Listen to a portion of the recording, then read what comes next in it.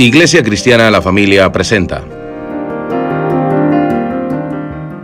un mensaje a la luz de la palabra. Con el pastor Bernardo Ríos. A continuación.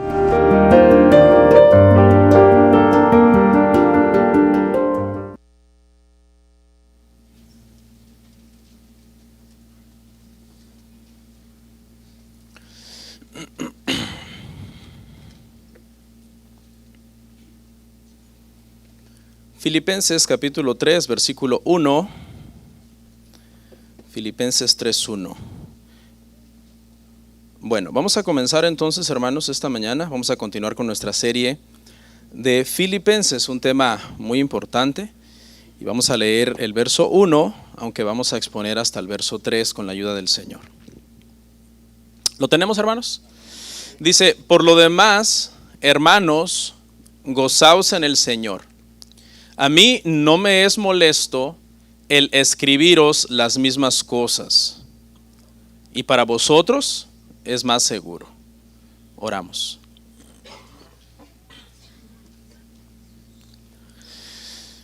Padre, te doy muchísimas gracias por permitirnos seguir estudiando tu palabra. Ayúdanos a comprender, Padre, las cosas que debemos saber para nuestra edificación y santificación. Gracias porque todos los temas de Filipenses hasta aquí han sido de gran bendición para mi vida, Señor, y te ruego que también para la vida de la iglesia en general lo hayan sido y lo sean, Padre, los que faltan. Manténnos, Señor, unidos, sanos en la fe, amándonos, orando unos por otros y aprendiendo tu palabra, Señor, para nuestro beneficio, Señor, el beneficio de nuestra alma, de nuestras familias, de nuestra comunidad, de nuestros hijos, de nuestra sociedad en general. Te pido todo esto en el nombre de Jesús. Amén. Amén. Pueden sentarse, hermanos.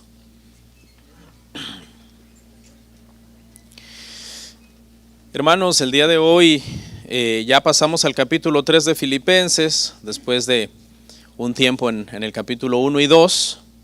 Y nuestro tema el día de hoy se titula, hermanos, falsos maestros versus verdaderos creyentes. De eso trata esta porción, hermanos. Un análisis de lo que es un falso maestro y un análisis de lo que es un verdadero creyente. Dijimos, hermanos, que Filipenses es, a pesar de su brevedad, es una de las epístolas más hermosas del Nuevo Testamento. Y es una realidad. Personalmente yo le puedo confirmar esto después de leer Filipenses muchas veces para hacer esta serie, de investigar, de estudiar. Definitivamente es una serie un libro muy, muy hermoso, hermanos. En esta porción de hoy, hermanos, que nos tomará solo 3 versos, el apóstol Pablo vuelve a llamar por enésima vez a los hermanos de Filipo al gozo. No por nada se llama la epístola del gozo, porque una vez más el apóstol Pablo vuelve a hablar del gozo. Ese es uno de los puntos. Pero el otro de los puntos, hermanos, es que el apóstol Pablo le va a hacer un llamado a los miembros de la iglesia de Filipo para que tengan cuidado con los falsos maestros, porque hay un grupo de personas que están afectando a la iglesia con sus enseñanzas. Son unas enseñanzas contrarias al evangelio de la gracia de nuestro Señor Jesucristo. Y el apóstol Pablo quiere advertir que tengan cuidado. Y número 3, hermanos, hace el apóstol Pablo una descripción de las características de un verdadero creyente que ha entendido la salvación por la fe y no por las buenas obras. Me llama la atención, hermano, el hecho de que aunque la iglesia de Filipo es muy saludable, es una iglesia bastante sana, sin embargo, hermano, el apóstol Pablo le preocupa un poco el tema de los falsos maestros. Y mire, hermano, esto quiere decir que aún por mucho que nosotros digamos, no, a nosotros está difícil que nos engañen los falsos maestros, quiere decir que dentro de una iglesia fuerte, por lo general, en donde la mayoría es bien difícil que sean engañados por los falsos maestros, siempre por ahí va a haber 1 o 2 o 3 que pueden estar débiles en la fe y que pueden ser engañados por los falsos maestros. Y por eso el apóstol Pablo se preocupa, aunque la iglesia es saludable, de describir a estos falsos maestros para que la iglesia los identifique y tengan cuidado entonces por ellos. Ahora, si somos honestos, los falsos maestros, hermano, se alimentan, por decirlo así, o dependen mucho para tener éxito de que las iglesias no estudien las escrituras. O sea, ellos dependen mucho de eso. Entonces, en una iglesia que de por sí no es saludable, pues los falsos maestros hacen estragos. Haga de cuenta que ese es su hábitat perfecto para ellos, el caldo de cultivo ideal para que las herejías que ellos van a enseñar prosperen y todos digan amén. En una iglesia saludable y que hace exégesis sana de los versículos y todo, es bien difícil que tengan éxito. Por lo general van a salir mal parados. Pero como de todos modos Pablo sabe que en la iglesia hay de todo y que entre los fuertes posiblemente hay débiles, él se encarga de todos modos de decir, son estos, estas son sus características. Y de todos modos, aunque es un poco complicado que a ustedes los engañen, quiero que los identifiquen y tengan cuidado con ellos. Después de describirlos, le dice, ahora, déjenme decirle cuáles son las características de ustedes que se esperan de ustedes como verdaderos creyentes del Señor. Eso es lo que vamos a estar viendo, hermanos, el día de hoy. Y la herejía, hermano, en este caso que estaba el apóstol Pablo previniendo que se diseminara dentro de la iglesia, era la herejía judaizante. Es decir, un grupo de personas que estaban queriendo entrar en la iglesia de Filipo, pervertir el evangelio de la gracia y enseñar una salvación por obras. Si usted ha leído, hermanos, el Nuevo Testamento, usted sabrá que el Nuevo Testamento habla, hermanos, de la vida eterna que obtienen los pecadores por medio de la gracia de Dios. Es decir, no por medio de las buenas obras de las personas, sino que estas personas que han sido salvados, la Biblia dice que su nombre fue escrito en el libro de la vida desde antes de la fundación del mundo, antes que existiéramos. Número 1. Pero número 2, también nos aclara la Escritura que no fue que el Señor esperó a que naciéramos en el tiempo para ver cómo íbamos a ser y entonces determinando según nuestro carácter o accionar, el Señor dijo, este es bueno, este lo salvo, este es malo, este no lo salvo. No, sino que dice, a Jacob amé y a Esaú aborrecí antes de que estos hubieran nacido y hubieran podido hacer algo bueno a favor de sí mismos como para que fueran elegidos por mí. Yo así entiendo el Nuevo Testamento. Y cuando vamos al Nuevo Testamento y vemos, por ejemplo, dividamos el Evangelio, el Nuevo Testamento en 5 secciones, que son las que típicamente se usan para dividir el Nuevo Testamento. Los Evangelios. ¿De qué hablan los Evangelios? Los Evangelios hablan de que el Señor Jesucristo vino a buscar y a salvar lo que se había perdido, que vino a poner su vida en la cruz del Calvario por pecadores, por personas que no merecían la salvación, sino que por gracia el Señor entonces tomó el lugar de estas personas. Les llamó al arrepentimiento, nosotros venimos en fe, en arrepentimiento y fuimos salvos. Hechos, ¿de qué trata Hechos? Hechos trata de cómo se diseminó a través de todo el mundo romano de aquel entonces el evangelio de la gracia. Gratis, es decir, eres judío, crees en el Señor Jesucristo, puedes ser salvo. ¿Ok? Eres samaritano, medio judío y medio gentil, crees en el Señor Jesucristo, puedes ser salvo. Eres gentil, griego y crees en el Señor Jesucristo, aunque no tengas ninguna afiliación con el judaísmo, ni estés circuncidado, puedes ser salvo. Eres romano, eres un ciudadano de Roma, que tú lo que confías es en tu ciudadanía y en tu poder económico, etcétera. Crees en el Señor Jesucristo y dejas de confiar en eso, tú puedes ser salvo. De eso trata Hechos. Hechos trata de cómo el evangelio de la gracia se predicó desde Jerusalén hasta la capital de Roma, alcanzando a todo tipo de personas en el camino por la gracia, no por sus obras, no por su nacionalidad, no por su afiliación religiosa, sino simplemente porque creían en el Señor Jesucristo y dice que eran ¿qué? Salvos. Ahora, si usted va a las epístolas, las cartas del Nuevo Testamento, enseñan también el evangelio de la gracia. enseñan teológicamente cómo la gracia obró para que estas personas pudieran ser salvos. Y ahora esta gracia, esta salvación demanda un cierto carácter y santificación de esos santos, pero ya lo hemos dicho hasta el cansancio, no para ser salvos, sino porque han sido salvados y ahora deben de vivir entonces como hijos de Dios. Acuérdense que justificación es llegar a ser hijos de Dios por la gracia de Cristo Jesús, y santificación es actuar en condescendencia con esa gracia como hijos de Dios. Porque ¿quién no puede decir que es hijo de Dios? Todo el mundo puede ser hijo de Dios, pero tiene que probar con su santificación entonces que es verdad. Y por último, ¿de qué trata Apocalipsis? Apocalipsis trata, hermano, de la consumación de todas las cosas, en donde se ve a todo pueblo, toda tribu, de toda lengua, de toda nación, adorando al Cordero de Dios, que salvó a todas esas personas por mera gracia. ¿Ok, hermanos? Y esta doctrina tan fundamental del Nuevo Testamento es lo que Pablo va a defender hoy, en contra de los judaizantes que querían enseñarle a los filipenses que tenían que circuncidarse y observar ciertas obras de la ley para poder ser salvos. De eso trata, hermano. Y es bien importante este tema, porque este tema, hermano, nos aclara a nosotros como creyentes neotestamentarios y de esta era, hermanos, que no hay forma de nosotros ser salvos si no fuera por la gracia del Señor. Y nunca está mal repetirlo por enésima vez. Y vamos a ver que Pablo dice, la repetición es buena. ¿Por qué? Porque hay un mal entendimiento, hermano, de la salvación de muchas personas. Por ejemplo, están los moralistas. ¿Cuáles son los moralistas? Los moralistas son las personas que creen que se van a salvar por sus buenas obras.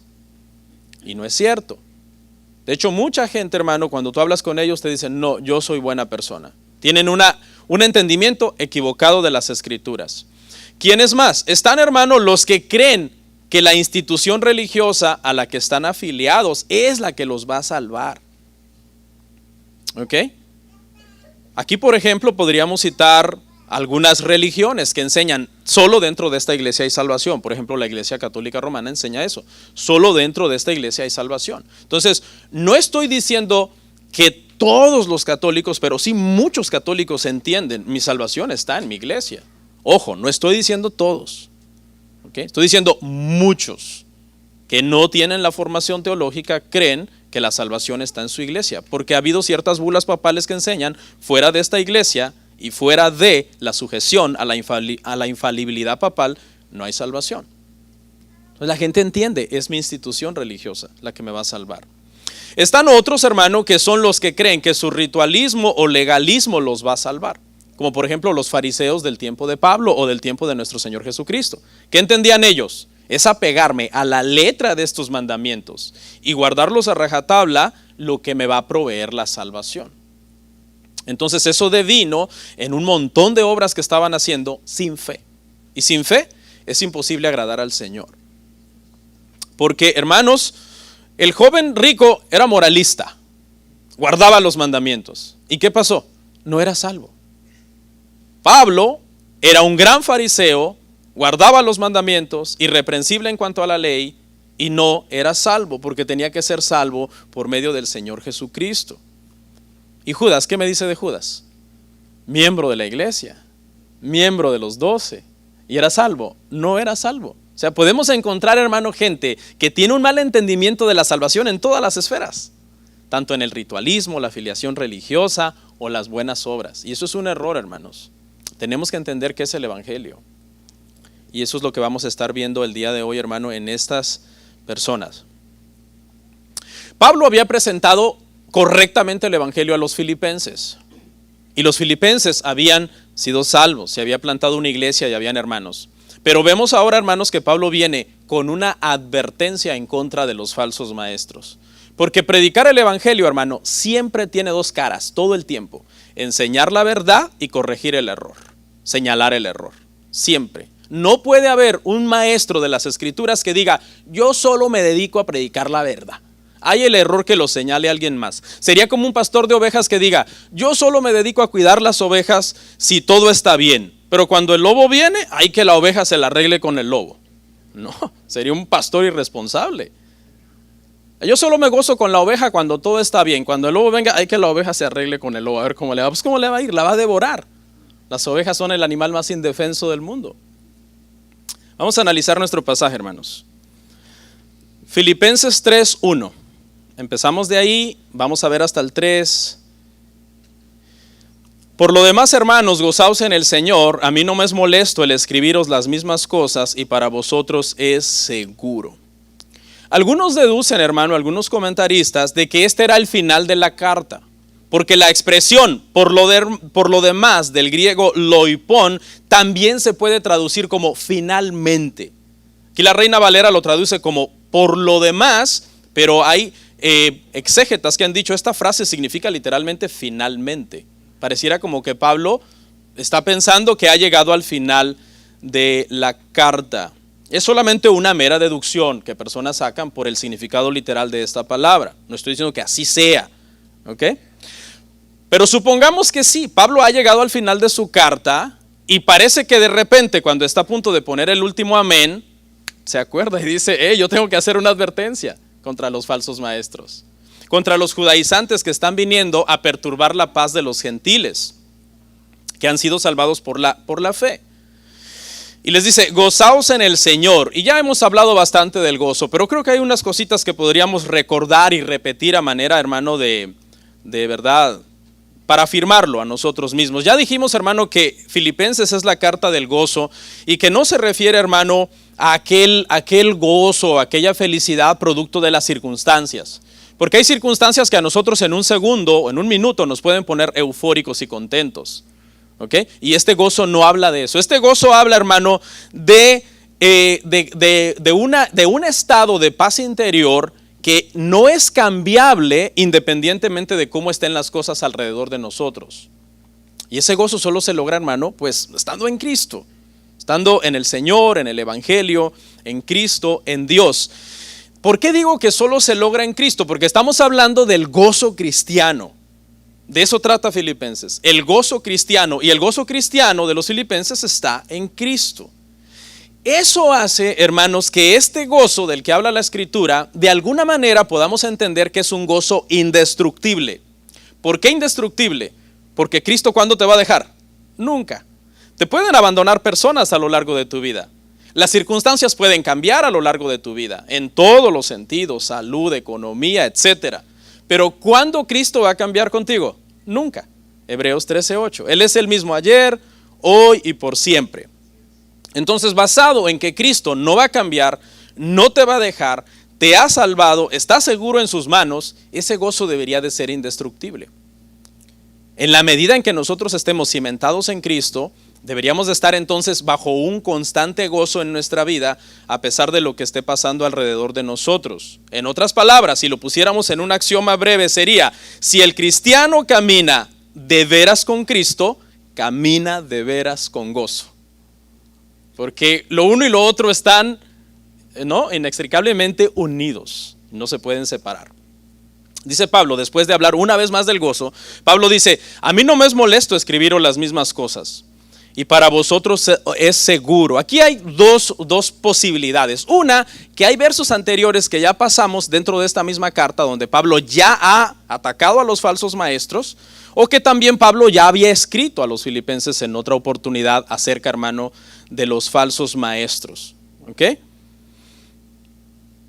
Estos falsos maestros eran personas que predicaban una salvación por medio de rituales, ceremonias y legalismo.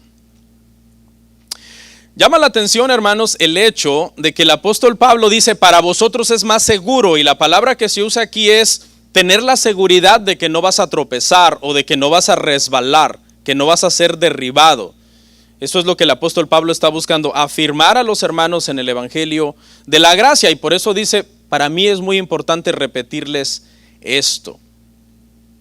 Es importante repetir. El pastor, hermano, cuando se trata de doctrinas ortodoxas que nunca pasan de moda, no debe de tener miedo de repetirse constantemente. Constantemente estar afirmando la infalibilidad de las Escrituras, la deidad de Cristo, la Trinidad de Dios, la salvación por gracia. Esas doctrinas, el pastor no debe tener el más mínimo repelo en decir: no, esto lo acabo de decir la otra semana. No. El pastor, por un lado, no debe de tener pendiente de estar repitiendo eso, y la audiencia, por otro lado, no debería de cansarse de oír esas verdades, nunca, porque son verdades fundamentales para nosotros como cristianos. Es como los alimentos que nos son sumamente necesarios para vivir. ¿Quién se cansa de esos alimentos? Nadie. Todos los días ingerimos líquidos para hidratar nuestro cuerpo. Todos los días ingerimos sólidos para nutrir nuestro cuerpo. ¿Por qué? Porque son vitales para nuestra existencia. De la misma manera, las doctrinas vitales del cristianismo tenemos que estarlas consumiendo constantemente y no cansarnos de ellas. Porque nadie se cansa de comida, nadie dice, ya comí ayer, hombre, quiero estar comiendo hoy otra vez. Tengo 43 años comiendo y no me canso.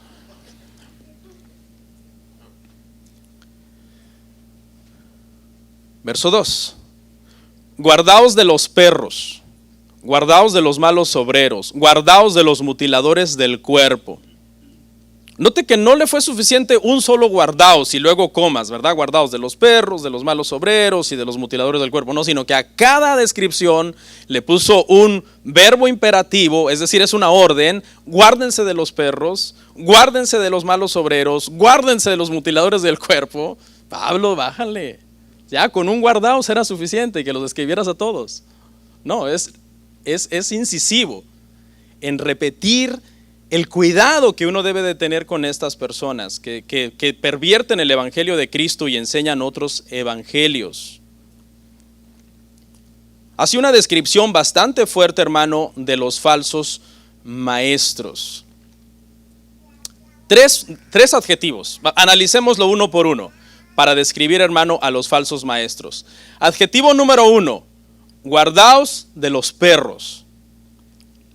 El primero es perros. Describe a los falsos maestros como perros. En el Nuevo Testamento hay dos palabras para perro. Está la palabra kunarión, que era perro doméstico, y está la palabra kuon, que era perro salvaje. Mucha gente ha entendido que en el Nuevo Testamento no había perros domesticados. Sí había. De hecho, en ese contexto es que la mujer sirofenicia le dice al Señor Jesucristo, Señor, pero si aún los perrillos que están abajo de la mesa comen de las migajas que caen de la mesa de sus amos, porque había perros domesticados. El apóstol Pablo, interesantemente aquí, hermano, no está usando kunarión para perros domesticados, sino kuon para perros salvajes. Los perros salvajes a los que se refiere aquí el apóstol Pablo eran animales, hermano, que andaban en manadas, en la basura, y por lo general en su salvajismo tú no te podías confiar de ellos. O sea, no podías pasar junto a un perro de esos como distraído, porque tenían una tendencia a atacar a las personas cuando los perros son agresivos. Algo interesante también, hermanos, aquí a resaltar es que este era un apodo que algunos judíos le daban a los gentiles, los llamaban perros. Y causa asombro entonces que el apóstol Pablo dice, los perros son en realidad aquellos que están enseñando un falso evangelio. Ellos son los perros, no los gentiles en sí. No, los gentiles que han venido a Cristo no son perros, son santos. Wow, tremendo. Entonces, ¿por qué Pablo está molesto con los gentiles? Porque nota el humor del texto, Pablo está molesto. No es pecado, hermano, enojarse uno contra los falsos maestros y tener un celo contra ellos y denunciarlos. Eso no es pecado, eso es bíblico y es mandado. Pero ¿sabe qué? Pablo es un hombre muy paciente, pero Pablo, los judaizantes lo han perseguido donde él va predicando. Pablo llega a una ciudad, llegan tras él. Pablo edifica, tratan de destruir. Pablo se mueve a otra ciudad, lo van persiguiendo por todo donde va en sus viajes misioneros, como una comitiva de judaizantes diciendo, llegamos, ok, ¿qué les enseñó Pablo? Esto, no, están mal, esto está mal, esto está mal. Entonces Pablo ya está obviamente con un estado de humor bastante irritable contra estos falsos maestros que lo están cansando y persiguiéndolo para intentar confundir a los hermanos. El día de hoy los perros los vemos como que un animalito tierno de compañía, ¿verdad? Y muchos dicen, el perro es el mejor amigo del hombre. ¿No? No, en el siglo I los perros no eran vistos como se ven el día de hoy. Eran vistos como animales, en primer lugar, inmundos. La Biblia, usted sabe que no estamos en esa economía de decir animales inmundos y animales limpios y esto y lo otro, pero la Biblia sí describe a los perros entre los animales inmundos, que tienen garras y que no rumían y que son inmundos. Y fíjese lo que está diciendo Pablo. Pablo está diciendo, los falsos maestros son unos animales inmundos. Es bien gráfica, hermano, la declaración. Representaban algo muy bajo los perros en este contexto. Tanto en el Antiguo Testamento como en el Nuevo Testamento. Por ejemplo, en 1 Samuel 24:14, cuando Saúl estaba persiguiendo a David para matarlo, David le dijo: Señor, ¿has salido acaso a buscar a un perro muerto para matarlo? Porque esa descripción de comparar a alguien con un perro era como si fuera lo más bajo, lo más vil. David lo que está queriendo decir en ese contexto es: yo no represento ninguna amenaza para ti, yo no soy tu enemigo, ni te quiero quitar el reino. ¿Por qué me estás persiguiendo? No soy nada comparado contigo, tú eres el rey. Por ejemplo, en Lucas 16:21 dice que a Lázaro, aquel pobre que le supuraban las llagas, los perros lo molestaban lamiéndole las heridas. O sea, estaba en una situación tan triste, hermano Lázaro, que solamente estaba con los perros. En Deuteronomio 23:18 estaba prohibido llevar al templo, al tabernáculo, un dinero que se hubiera adquirido por medio de la prostitución o por medio de la venta de un perro. Alguien dirá: no voy a ofrendar lo que gané de la venta de mis perros. No, ya no estamos bajo la ley, ¿no? Pero estaba prohibido. Deuteronomio 23:18 decía: vendiste un perro y hiciste dinero, no traigas la ofrenda de tu perro. Eres una mujer ramera y es la forma en que tú adquieres dinero, no traigas esa ofrenda al templo. Es decir, sigue hablando en el contexto de que los perros era algo feo. En Apocalipsis 22:15 dice: representando a todos los impuros, y los perros estarán fuera. Hablando de la impureza de los pecadores. En Mateo 7:6 dice: no des lo santo a los perros. ¿Cuáles son aquí los perros? Los que rechazan el evangelio, ¿sí? Los que pervierten el evangelio. Les das el evangelio y lo rechazan. Dice la Biblia: no des lo santo a los perros, ni echéis vuestras perlas delante de los cerdos, no sea que se den vuelta y os despedacen. Y por último, en 2 de Pedro 2:22 dice que la naturaleza de los perros es vomitar y volverse tras su vómito. O sea, los perros son animalitos bien sucios, son animales. Ahorita, hermano, hay una campaña de humanizar los animales. Ponerles su gorrito en su cumpleaños, hacerles su pastel, vestirlos con ropa, besarles la boca, sí. Pero de una manera, hermano, no se ha visto personas besando a los perros, pero unos besotes. Dormir en las camas de los humanos, comer comida humana, rentarles un hotel para humanos. Bueno, estaba leyendo un libro que hasta hay un cine en España para perros. Hacen películas para perros, te llevas a tu perro ahí y el perro está ahí viendo la película. Entonces se está humanizando a los animales y por otra parte animalizando a los humanos. Dicen: no, eso que está ahí en el vientre de esa mujer no es un humano, no es una criatura. Entonces estamos en un tiempo tremendo. Pero la descripción, ya para terminar en este punto, del apóstol Pablo de los falsos maestros es que son inmundos en su enseñanza. Su enseñanza es inmunda, no es limpia, no es pura, no está basada conforme a las escrituras. Su enseñanza es peligrosa. ¿Te imaginas? ¿Quién se va a querer comer algo inmundo, hermano? Nadie. Y la reacción de la iglesia debería de ser: wow, eso que dijo fulano apesta, huele mal, eso está podrido, eso no es sano, no va a hacer bien a mi vida espiritual. Segundo calificativo: guardaos de los malos obreros. Los malos obreros, estos eran judaizantes que se creían muy buenos obreros. Para ellos decían: nosotros estamos agradando a Dios, estamos haciendo la voluntad de Dios, la obra que estamos haciendo es muy buena, muy excelente. Pablo dice: no, ellos son malos obreros. Ellos se llamaban a sí mismos obradores de justicia, custodios de la verdad, pero realmente, hermano, estaban enseñando cosas equivocadas, porque no estaban enseñando lo que realmente estaba de acuerdo a la voluntad de Dios y del Señor Jesucristo acerca del evangelio, hermanos, de la gracia. Estaban enseñando sus opiniones personales y sus malas interpretaciones del Antiguo Testamento. Habían entendido mal el evangelio. El día de hoy, hermano, mire, yo le voy a decir algo. El día de hoy muchos predicadores creen que están haciendo la buena obra. Los predicadores que no están predicando el evangelio como es, están haciendo la mala obra. Y usted diría, no, pero es que tienen éxito. No importa. Si los testigos de Jehová tienen millones de miembros. Los mormones también, los adventistas. La cantidad de seguidores no determina que sea la verdad. Más bien, acuérdese que la mentira prospera más que la verdad. Y por último, en este verso, hermanos, el último calificativo es: guardaos de los mutiladores del cuerpo. Y aquí sí ya el apóstol Pablo entonces está diciendo más directamente quiénes son. Y se está refiriendo a los judaizantes, que eran los que promovían la circuncisión. Uno de los calificativos para referirse a los de la circuncisión era los fieles de la circuncisión. También se les llamaba los de la circuncisión. Y por ende, si ellos eran los fieles de la circuncisión, los gentiles eran los incircuncisos. Y este ritual, hermano, tenía muchísima importancia para todos los judíos. Fue instituido en los tiempos de Abraham. Prácticamente era la parte en que tú pasabas a ser parte del pueblo de Dios por medio de la circuncisión. Y era tan grave que Génesis 17:14 dice que el que no se quisiera circuncidar tenía que ser cortado de entre el pueblo.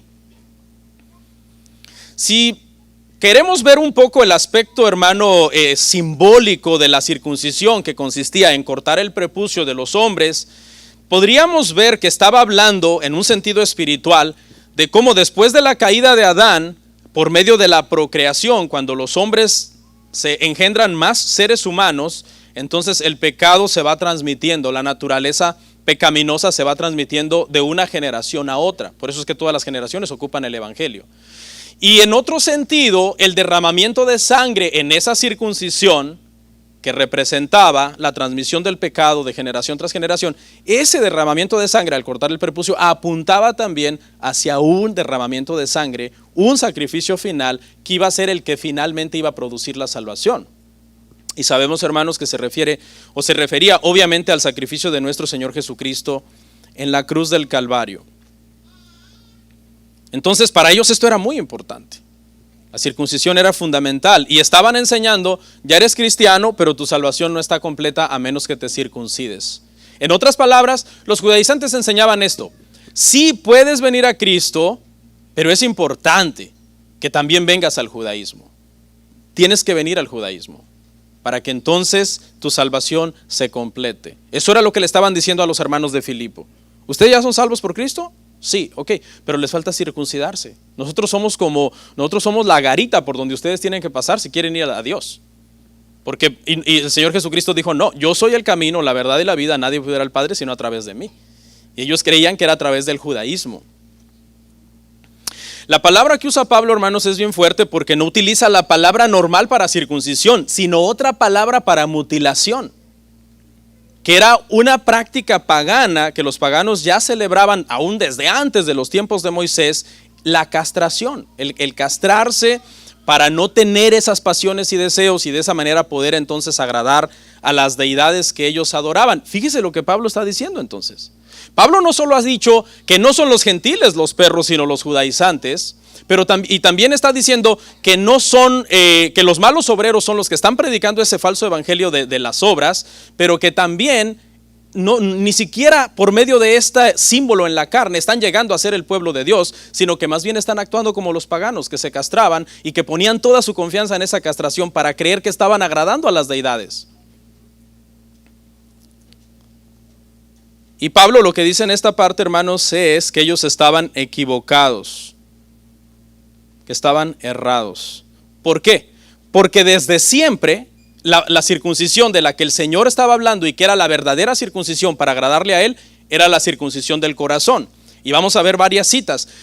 Estos judaizantes están equivocados, hermano, por su orgullo y falso conocimiento de las Escrituras. Ellos creen que conocen las Escrituras.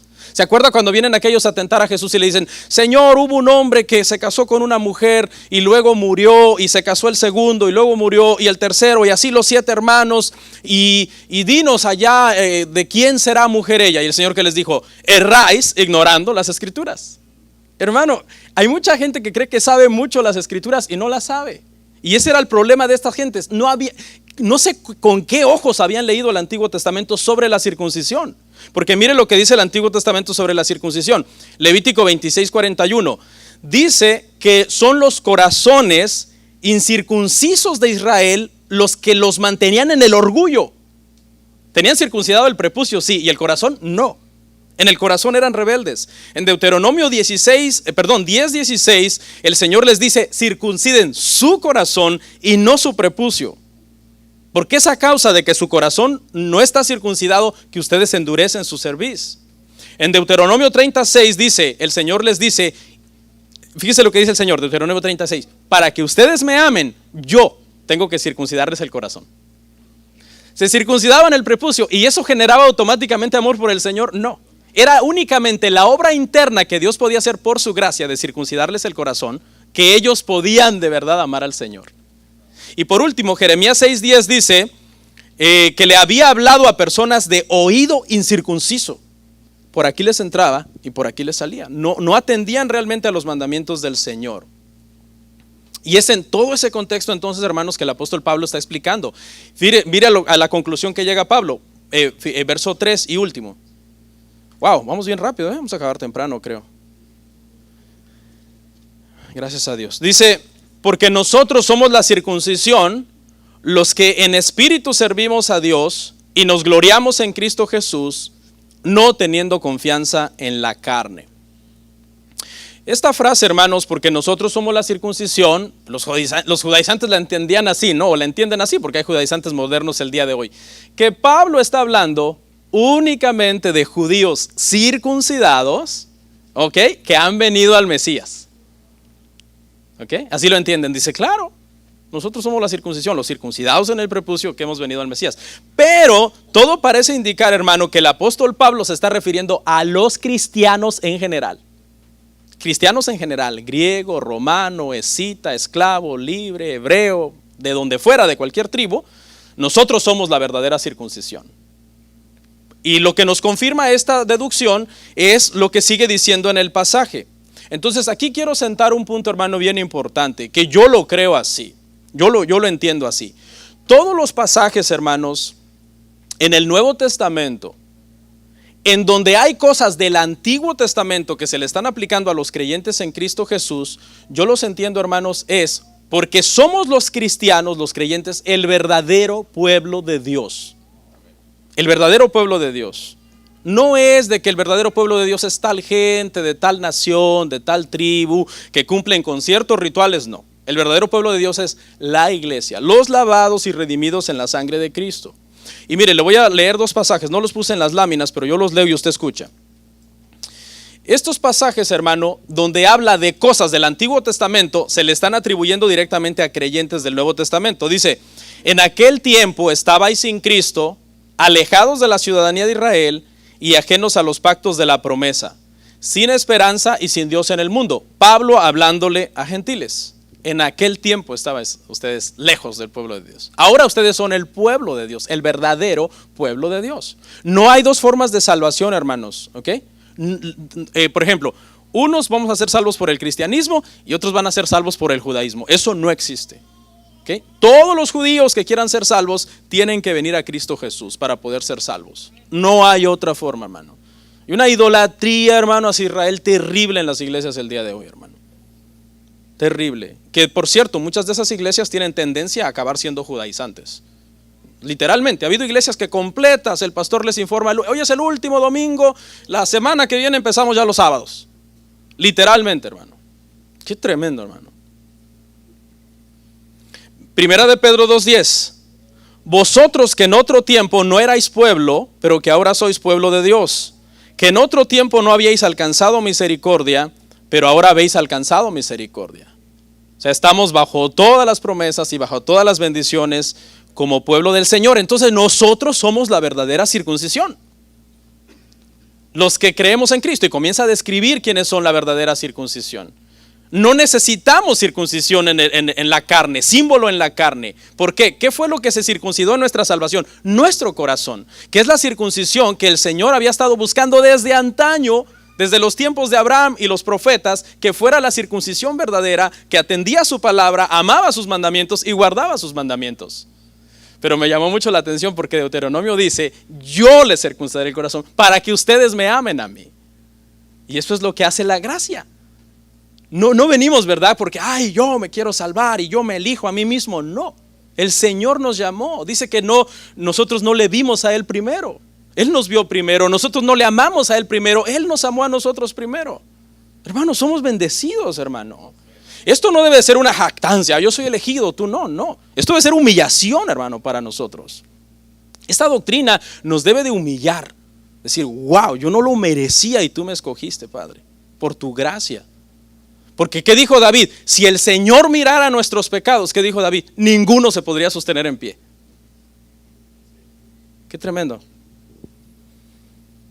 Y aquí entonces, hermano, ya para ir cerrando, hay 3 descripciones, hermano, de estos creyentes.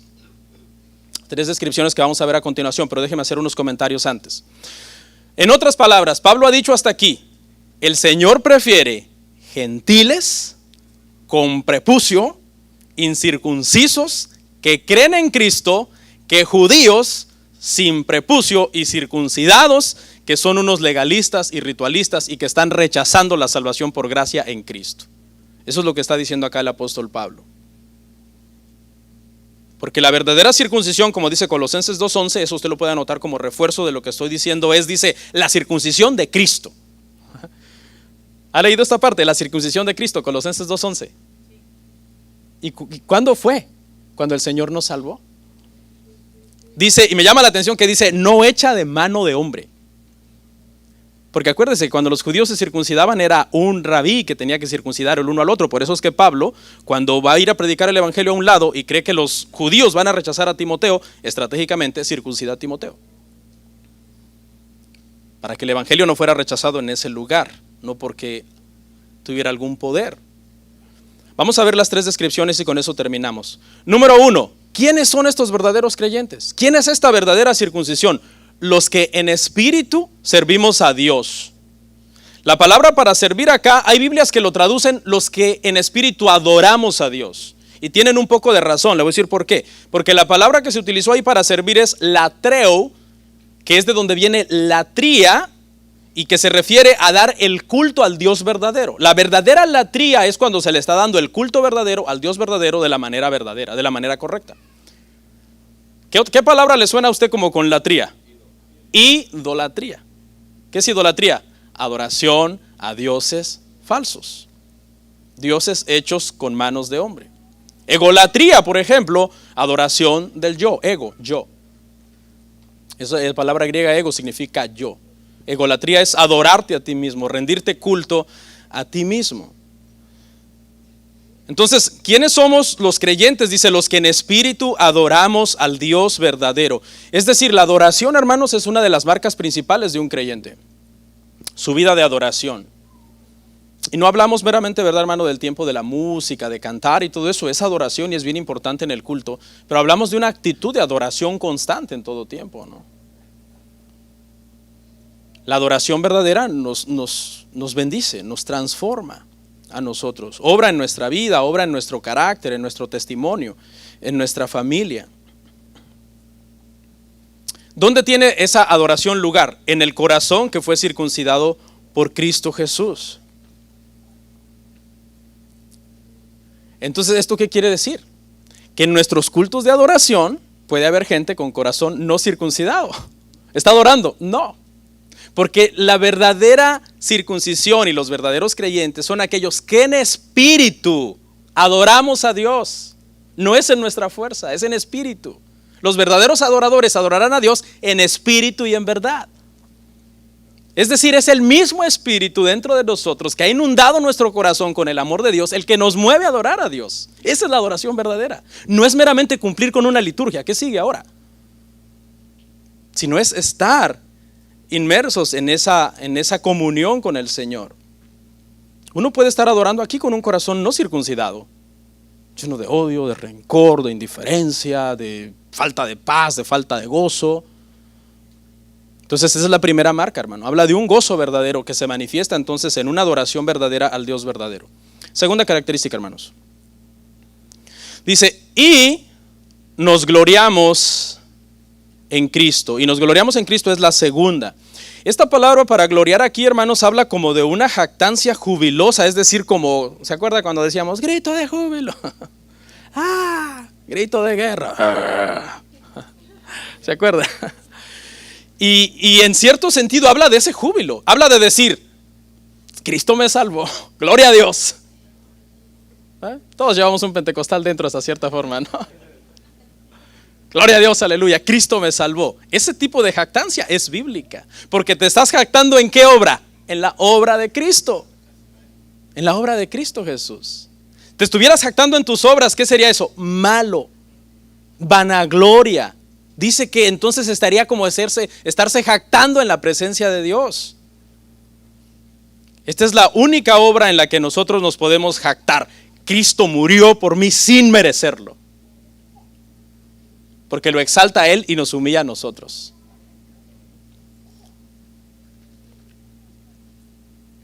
Entonces, hermano, el que quiere ganar la salvación por medio de obras, solo está demostrando, hermano, que no ha entendido qué es la fe salvadora. Solo estamos orgullosos de lo que Cristo ha hecho por nosotros. Podemos presumir.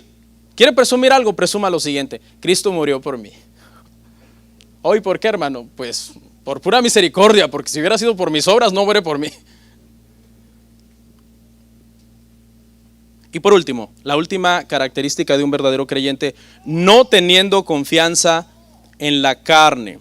No ponemos nuestra confianza en cosas meramente humanas. Los judíos ponían su confianza en su emblema físico de estar circuncidados, en el cumplimiento externo de ciertas ordenanzas, de ciertas abluciones, de ciertas comidas, de ciertos rituales.